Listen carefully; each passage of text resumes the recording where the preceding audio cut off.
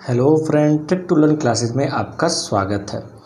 आज मैं आपको केमिस्ट्री का एक नया टॉपिक लेके आया हूं जिसका नाम है द्रव्यों का वर्गीकरण।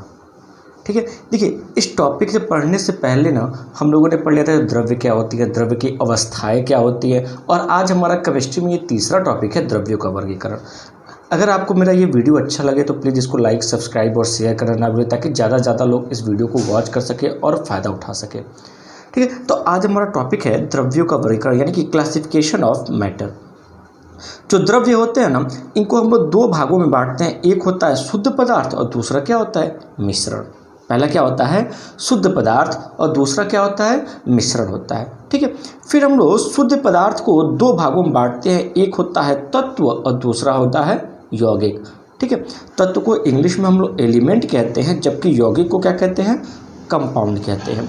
ठीक है, इसके बाद मैंने यहाँ पे आपको दर्शाया है कि जो आपका तत्व होता है, इस तत्व को हम लोग तीन भागों में बांटते हैं। पहला होता है धातु, दूसरा होता है अधातु और तीसरा होता है उपधातु। देखिए कई किताब में केवल तत्व के दो ही भाग दिए होंगे, एक धातु दूसरा अधातु, लेकिन तत्व के दो भाग नहीं होते हैं, तत्व के आपके तीन भाग होते हैं। एक होता है धातु, दूसरा अधातु और तीसरा उपधातु। धातु कहते हैं मेटल, अधातु कहते हैं नॉन मेटल और उपधातु कहते हैं मेटालॉइड। इसी तरह से यौगिक को हम लोग दो भागों में बांटते हैं। एक होता है कार्बनिक और दूसरा होता है अकार्बनिक। कार्बनिक को कहते हैं ऑर्गेनिक और अकार्बनिक कहते हैं इनऑर्गेनिक।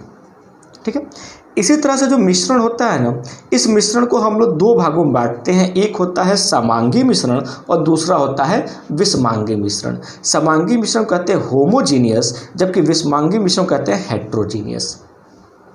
तो यहाँ तक हम लोगों ने देख लिया, द्रव्यों के वर्गीकरण के बारे में देख लिया। अब हमको देखना है कि जो हम लोग द्रव्य को दो भागों में बांटते हैं, इसमें सबसे पहला क्या है, तो सबसे पहला है आपका शुद्ध पदार्थ। और शुद्ध पदार्थ को हम लोग दो भागों में बांटते हैं, तत्व और यौगिक। तो देखिए आज के हमारे टॉपिक में आज हम लोग शुद्ध पदार्थ पढ़ेंगे, और शुद्ध पदार्थ में सबसे पहला टॉपिक पढ़ेंगे तत्व यानी कि एलिमेंट क्या होते हैं, और तत्व के प्रकार यानी कि तत्व को हम लोग तीन भागों में बांटते हैं ना, धातु, अधातु और उपधातु। इसके बारे में आज पढ़ेंगे।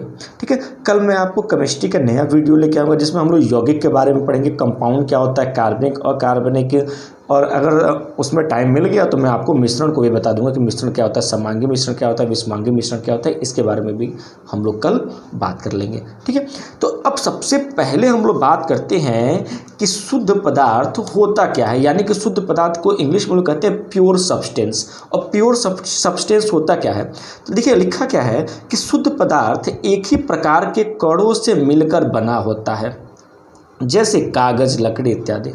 आप लोग कंफ्यूज हो जा रहे हैं, अरे ये क्या है, शुद्ध पदार्थ एक ही प्रकार के कणों से मिलकर बना है, इसका क्या मतलब हुआ। देखिए इसका मतलब ये हुआ कि कोई भी पदार्थ है ना, जब एक ही प्रकार के कण से मिलकर बना है तो उसको हम लोग क्या कहेंगे, शुद्ध पदार्थ कहेंगे। जैसे आप लोग तो घर में अरे मैं बड़ा शुद्ध दूध पीता हूँ, क्योंकि उस दूध में क्या है, कोई चीज़ मिलावट नहीं है। चाहे मैं शुद्ध घी खाता हूँ, क्यों, क्योंकि उसमें कोई मिलावट नहीं है। चाहे आप लोगों ने घर में गेहूं देखा होगा, गेहूं में जब सरसों मिल गया तो वो शुद्ध रहेगा, नहीं रहेगा। और वही जब गेहूं में केवल गेहूं के ही दाने हैं तो वो क्या हो जाएगा, शुद्ध हो जाएगा, है कि नहीं। अगर चावल में धान मिल गया तो वो शुद्ध रहेगा, नहीं। लेकिन धान के ही केवल दाने हैं तो वो शुद्ध हो गया, चावल के ही केवल दाने हैं तो शुद्ध हो गया। तो शुद्ध का मतलब क्या है कि शुद्ध पदार्थ एक ही प्रकार के कणों से मिलकर क्या होता है, बना होता है, उसमें दूसरे कण की कोई भी मिलावट नहीं होती है। ठीक है, उसके बाद हम लोगों ने क्या पढ़ा है कि शुद्ध पदार्थ को रासायनिक संगठन के आधार पर दो भागों में बांटते हैं। जो शुद्ध पदार्थ होता है इसको रासायनिक संगठन के आधार पर हम लोग क्या करते हैं, दो भागों में बांटते हैं। पहला होता है तत्व, और तत्व को हम लोग क्या कहते हैं, एलिमेंट। तत्व को क्या कहते हैं, एलिमेंट। तो अब हमको देखना है कि तत्व क्या होता है। तो देखिए मैंने लिखा है कि तत्व पदार्थ का वह मूल रूप है जिसे रासायनिक अभिक्रिया द्वारा विभाजित नहीं किया जा सकता है। यानी कि किसी भी पदार्थ के मूल रूप को हम लोग क्या कहते हैं, तत्व कहते हैं। यानी कि कोई भी पदार्थ है जो उसका मूल रूप है वो तत्व है। जब उस मूल रूप में कुछ और मिला दिए तो वो मिश्रण हो गया, है कि नहीं है। जब कोई भी पदार्थ है वो मूल रूप में है तो वो तत्व है। जैसे ऑक्सीजन तत्व है, और यही ऑक्सीजन और कार्बन मिल गया तो वो मिश्रण हो गया, जैसे CO2, O ऑक्सीजन तत्व है आपका, और C मिल गया तो मिश्रण हो गया, है कि नहीं है। तो क्या कह रहा है कि तत्व पदार्थ का वह मूल रूप है जिसे रासायनिक अभिक्रिया द्वारा क्या किया जाता है, विभाजित नहीं किया जा सकता है। उदाहरण चांदी, नाइट्रोजन, कॉपर इत्यादि। चांदी है, नाइट्रोजन है, कॉपर है, ये सब क्या है, ये सब तत्व है, एलिमेंट्स होते हैं, ठीक है। और तत्व क्या होते हैं भैया, जो क्या होते हैं, मूल रूप में होते हैं, जिसका विभाजन नहीं हो सकता, जिसको हम लोग अलग नहीं कर सकते, वो क्या होते हैं, तत्व होते हैं। शुद्ध पदार्थ क्या होते हैं भैया, तो शुद्ध पदार्थ वे होते हैं जो एक ही प्रकार के कणों से मिलकर बना हो, जिसमें दूसरा प्रकार का कण ना हो, उसको हम लोग क्या कहते हैं, शुद्ध पदार्थ कहते हैं। क्लियर हो गया ना। चलिए अब देखिएगा, मैंने नीचे पॉइंट लिखा है कि अभी तक ज्ञात तत्वों की संख्या कितनी है, तो 118। देखिए कई बार आपके एग्जाम में पूछा जाता है कि ज्ञात तत्वों की संख्या कितनी है, तो अभी तक जो ज्ञात तत्व है ना, इनकी संख्या 118 है, जिनमें जो आपका 98 है ये प्राकृतिक तत्व है, यानी कि जो प्रकृति के द्वारा जो है इसका निर्माण किया गया है, जबकि जो 20 तत्व है ना ये मानव के निर्मित है। हो गया ना, 118 98 प्राकृतिक हो गए और 20 जो है मानव निर्मित हो गए। फिर मैंने नेक्स्ट टॉपिक लिखा है कि जो तत्व पदार्थ है ना, ये तीनों अवस्थाओं में पाए जाते हैं, यानी कि जो भी तत्व है वो आपका ठोस अवस्था में भी पाया जाता है, द्रव अवस्था में भी पाया जाता है और गैस की अवस्था में भी पाया जाता है, ठीक है। जो तत्व होते हैं वो ठोस अवस्था में भी पाए जाते हैं, द्रव की अवस्था में भी पाए जाते हैं और गैस की अवस्था में पाए जाते हैं। तत्व केवल व केवल ठोस की अवस्था में नहीं पाए जाते। वो अलग बात है कि ज़्यादातर तत्व ठोस अवस्था में पाए जाते हैं, इसका मतलब ये नहीं होता है कि सारे तत्व ठोस अवस्था में पाए जाते हैं, ठीक है। तो मैंने यहाँ पर लिख दिया है कि जो तत्व होता है पदार्थ की तीनों अवस्थाओं में पाए जाते हैं, ठोस में भी पाए जाते हैं, द्रव में भी पाए जाते हैं और गैस में भी पाए जाते हैं। जैसे सोडियम और कार्बन जो है ये ठोस अवस्था में पाया जाता है। जो सोडियम और कार्बन जो है ठोस, भी और भी हैं, ठीक है, आदि मैंने यहाँ पर लिखा है, आदि भी हैं और भी हैं। तो सोडियम और कार्बन आदि जो है वो क्या है, ठोस तत्व है, ठोस अवस्था में पाए जाते हैं। जबकि पारा और गैलियम, गैलियम व ब्रोमीन जो है ये द्रव तत्व हैं। याद रखिएगा, एक चीज़ याद रखिएगा कि जो केवल व केवल दो ही तत्व हैं ना जो द्रव में पाए जाते हैं, एक है आपका पारा और दूसरा गैलियम व ब्रोमीन। ये कई बार आपके एग्जाम में पूछा जाता है कि कौन कौन सा तत्व जो है द्रव अवस्था में पाया जाता है, तो पारा और गैलियम व ब्रोमीन ये जो दो तत्व हैं ना ये द्रव अवस्था में पाए जाते हैं, ठीक है। फिर यह है आपका हाइड्रोजन और ऑक्सीजन, ये आपका गैस है और ये गैस अवस्था में पाया जाता है। तो ये भी तत्व है, हाइड्रोजन तत्व है, ऑक्सीजन तत्व है, लेकिन ये क्या है, गैस अवस्था में पाया जाता है, ठीक है। तो मैंने यहाँ पे एग्जांपल दे दिया कि भाई जो तत्व होते हैं तीनों अवस्थाएं में पाए जाते हैं, ठोस में भी पाए जाते हैं, द्रव में भी पाए जाते हैं और गैस में भी पाए जाते हैं, ठीक है। उसके बाद मैंने नेक्स्ट पॉइंट लिखा है कि अधिकतर तत्व ठोस है। जो मैंने आपको समझाया ये कि जो अधिकतर तत्व है वो क्या है, ठोस है। देखिए 11 तत्व जो है वो गैस की अवस्था में है, वह 2 तत्व जो है द्रव की अवस्था। देखिए सबसे इम्पोर्टेंट द्रव वाला है, जो द्रव वाला है ना वो सबसे ज़्यादा इम्पोर्टेंट है। केवल 2 ही हैं, एक पारा, दूसरा गैलियम व ब्रोमीन, यही 2 ही हैं। तो ये कई बार एग्जाम में पूछा जाता है, ठीक है। उसके बाद नेक्स्ट पॉइंट मैंने लिखा है कि दो तत्व, पहला सिलिकॉन और दूसरा ऑक्सीजन। देखो 2 तत्व सिलिकॉन और ऑक्सीजन एक साथ मिलकर पृथ्वी की परत का 3/4 भाग बनाते हैं। अब देखो आप लोग ज्योग्राफी में पृथ्वी की परतें पढ़े होंगे, रासायनिक संगठन पढ़ा होगा कि पृथ्वी की परतें, सियाल, सीमा, नीफे पढ़ा होगा आप लोगों ने। सियाल सिल्का प्लस एल्युमिनियम है कि नहीं, सिलिकॉन आ गया ना, एल्युमिनियम, सीमा silicon plus manganese, निफे nickel plus Ferium पढ़ा है ना आप लोगों ने। तो देखिए केवल 2 तत्व सिलिकॉन और ऑक्सीजन ये दोनों एक साथ मिलकर पृथ्वी की परत का 3/4 हिस्सा बना, यानी कि सबसे ज़्यादा जो पृथ्वी की परतें जो बनी होती हैं वो सिलिकॉन की बनी होती हैं और किसकी बनी होती हैं, ऑक्सीजन की बनी होती हैं, ठीक है। इस चीज़ को याद रखिएगा, सिलिकॉन और ऑक्सीजन। जब ज्योग्राफी में मैं आपको पढ़ाऊंगा पृथ्वी की परतें तो इसको एक बार और मैं डिस्कस कर दूंगा। फिलहाल में जो बच्चे मुझसे पढ़े होंगे उनको मैं पढ़ा चुका हूँ इसको, ठीक है।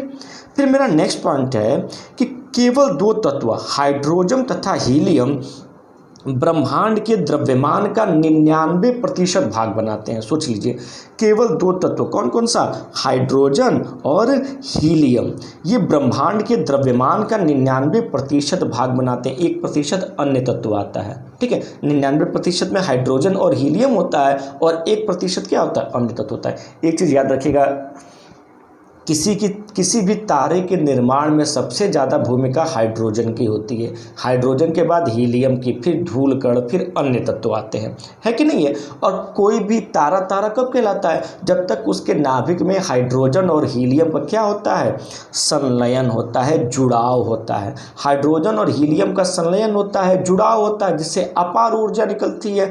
तभी तो हम लोग कहते हैं कि ये तारा है, ये ग्रह है। तारा और ग्रह में अंतर क्या होता है, ग्रह में अपना स्वयं का प्रकाश नहीं होता है और तारे में अपना स्वयं का प्रकाश होता है। जो ग्रह होता है ना, वो तारे के प्रकाश से ही क्या होता है, प्रकाशमान होता है। तो केवल तारों का ही निर्माण नहीं, बल्कि संपूर्ण ब्रह्मांड के निर्माण में सबसे ज़्यादा भूमिका किसकी होती है, हाइड्रोजन की होती है। एक चीज़ और यहाँ पे मैं बता दे रहा हूँ कि अगर आपके एग्जाम में कभी भी पूछ दे कि सबसे हल्की गैस कौन सी है, तो हाइड्रोजन, ठीक है। सबसे हल्की गैस कौन सी है, हाइड्रोजन। देखिए, जो गैस जितनी हल्की होगी वो उतनी ही अधिक ऊंचाई पे पाया जाएगा, और जो गैस जितनी ही भारी होगी वो पृथ्वी की परत के उतना ही नज़दीक पाया जाएगा। तो सबसे भारी गैस की बात करें तो रेडॉन है, कार्बन डाइऑक्साइड है, ये सब क्या है, भारी गैस है। हल्की गैसों की बात करें तो हाइड्रोजन है, हीलियम है, ये सब क्या है, आपकी हल्की गैस है। देखिए, गुब्बारा में हाइड्रोजन भरा जाता है, हीलियम, तभी तो वो गुब्बारा उड़ने लगता है कि नहीं है।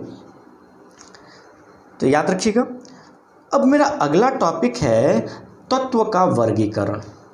क्या टॉपिक है हमारा, तत्व का वर्गीकरण। हमारा अगला टॉपिक क्या है, तत्व का वर्गीकरण। यानी कि तत्व जो है ना, इसको हम लोग कितने भागों में बांटते हैं। तो जो तत्व है इसको हम लोग 3 भागों में बांटते हैं। पहला है धातुएं, दूसरा है अधातुएं, और तीसरा है उपधातु। और उपधातु का एक और नाम है धातुवान, ठीक है।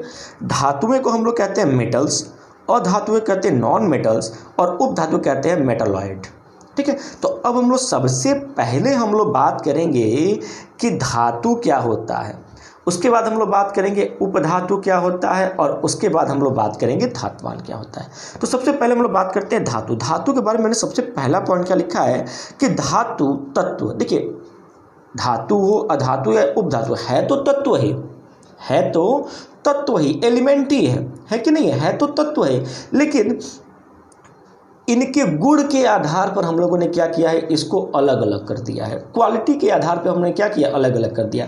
तत्व को उनके गुण के आधार पर अलग अलग कर दिया, धातु कर दिया, अधातु कर दिया और उपधातु कर दिया। देखिए, कई किताब में केवल धातु अधातु दिया होगा मैंने, लेकिन यहाँ पे मैंने 3 प्रकार बताए हैं, धातु, अधातु और उपधातु बताया है, ठीक है। तो सबसे पहले हम लोग बात करते हैं कि धातु क्या होता है। तो देखिए, मैंने लिखा है कि धातु तत्व विद्युत और ऊष्मा का सुचालक होता है। यानी कि वह तत्व जो विद्युत और ऊष्मा का सुचालक हो, जिसमें विद्युत और ऊष्मा का प्रवाह हो, उसको हम लोग क्या कहते हैं, धातु कहते हैं। जैसे चांदी, चांदी में क्या होता है, विद्युत और ऊष्मा का क्या होता है, प्रवाह होता है। माना जाता है ना कि विद्युत का सबसे अच्छा सुचालक क्या है, चांदी है कि नहीं, कॉपर भी है। लेकिन जब सबसे अच्छा की बात करेगा तो चांदी। लोहा, आप लोग देखिए, लोहे आप लोग घर में खाना बनाते होगे, खाना है कि नहीं है, और कढ़ाई का एक हिस्सा, नीचे वाला हिस्सा जो है वो आप लोग क्या किया, रख दिए चूल्हा पे, और धीरे धीरे पूरी कढ़ाई गर्म हो जाती है। यानी कि लोहे में क्या है, ऊष्मा के सुचालकता का गुण है। आपका हैंडल वगैरह सब गर्म हो जाता है। चाहे लोहे का एक सरिया लीजिए, उसका एक हिस्सा आग के अंदर डाल दीजिए, दूसरा हिस्सा अपने हाथ से पकड़े रहिए, धीरे धीरे क्या होता है, जो हिस्सा आपने हाथ में पकड़ा है ना, वो भी क्या हो जाएगा, गर्म हो जाएगा। तो कहा जाता है कि ये क्या है, लोहा धातु है, चांदी क्या है, धातु है, सोना क्या है, धातु है कि नहीं। क्यों, क्योंकि उसमें ऊष्मा का तथा विद्युत का क्या होता है, संचालन होता है, ठीक है। तो जो धातुएं होती हैं, धातु किसे कहते हैं, तो वे तत्व जिसमें ऊष्मा तथा विद्युत का संचालन हो, उसको हम लोग क्या कहते हैं, धातुएं कहते हैं। फिर नेक्स्ट पॉइंट मैंने लिखा है कि जो नेक्स्ट पॉइंट है कि ठोस अवस्था में जो धातुएं होती हैं वो अधातवर्धनीय। अधातवर्धनीय मतलब होता है कि इनमें लचीलापन, ये थोड़ा केमिस्ट्री की भाषा है, मैलिएबल इंग्लिश में कहते हैं, हिंदी में लचीलापन कहते हैं। तो जो आपकी धातुएं होती हैं ना, उनमें लचीलापन होता है। आप पीट पीट के ना उसको एकदम पतला कर सकते हो, उसकी चादर बना सकते हो, लचीलापन होता है। और तन्य होता है, तन्य मतलब क्या है ना कि खींच को उसको तार की तरह बना दोगे, उसको खींच के क्या करोगे, तार की तरह बना देंगे, उसमें तन्यता का गुण होता है। ठीक है, तो जो धातु होती है उसमें सबसे पहला क्या होता है, लचीलापन होता है। दूसरा क्या होता है, तन्यता गुण, तो आप उसको खींच को तार की तरह लंबा कर सकते हो। और तीसरा गुण क्या होता है, तो ये चमकीले होते हैं, यानी कि चमकते हैं। ठीक है, उदाहरण में मैंने लिखा है लोहा, चांदी, सोना इत्यादि। अब हम लोग दूसरी बात करते हैं। दूसरा हमारा पॉइंट है अधातु, और अधातु कहते हैं नॉन मेटल्स। तो सीधा सा मतलब क्या है कि धातु का उल्टा अधातु, धातु का उल्टा क्या हो जाएगा, अधातु हो जाएगा। अगर आपके एग्जाम में कभी भी पूछ दे कि धातु का उल्टा क्या होगा, तो अधातु, सीधी सी बात है। और अधातु क्या होता है, तो देखिए मैं लिखा है अधातु तत्व विद्युत व ऊष्मा के क्या होते हैं, कुचालक होते हैं। सीधी सी बात है, वे तत्व जो विद्युत और ऊष्मा के सुचालक हो वो धातु कहलाते हैं, वे तत्व जो विद्युत और ऊष्मा के कुचालक हो अधातु कहलाते हैं। ठीक है, नेक्स्ट पॉइंट क्या है, ये आधात वर्धनीय और तन्य नहीं होते हैं, यानी कि इनमें लचीलापन नहीं होता है और इसको खींच के तार नहीं बना सकते हैं। ठीक है, नेक्स्ट पॉइंट हमारा देखिए क्या कह रहा है। नेक्स्ट पॉइंट है, ये भुरभुरे होते हैं तथा प्रहार से चूर चूर हो जाते हैं, यानी कि इनको छुएंगे ना तो भुरभुरा रहेगा, और एक हथौड़ी मारेंगे ना तो ये क्या हो जाएगा, चूर चूर हो जाएगा, ये टूट जाएगा, चूर चूर हो जाएगा। जबकि धातुएं होती है ना, उसको हथौड़ी से मारेंगे ना तो वो पिछला हो जाएगा, चादर की तरह हो जाएगा, है कि नहीं। उदाहरण में क्या है, गंधक, फास्फोरस और ब्रोमीन। ठीक है, अब तीसरा हमारा पॉइंट है, और तीसरा पॉइंट क्या है, तो तीसरा हमारा पॉइंट है उपधातु। उपधातु क्या कहता है, इसके बारे में देखा जाए, लिखा है मैंने कि कुछ तत्व धातु व अधातु के बीच के गुणों को दर्शाते हैं, यानी कि इनमें न पूर्ण रूप से धातुओं का गुण होता है, न पूर्ण रूप से अधातु का गुण होता है। तो ऐसे तत्वों को हम लोग क्या कहते हैं, उपधातु कहते हैं। उदाहरण में लिखा है बोरान, सिलिकॉन, जर्मेनियम। कई बार आपको अगर आपके एग्जाम में पूछे कि सिलिकॉन क्या है तो उपधातु है, चाहे बोरान क्या है उपधातु, चाहे जर्मेनियम क्या है तो उपधातु है। ठीक है, अब नेक्स्ट टॉपिक मेरा रहेगा यौगिक। कल मैं आपको नया टॉपिक यौगिक लेके आऊँगा। अगर आपको ये मेरा वीडियो अच्छा लगे तो प्लीज़ इसको लाइक, सब्सक्राइब और शेयर करना ना भूलिए। Thank you.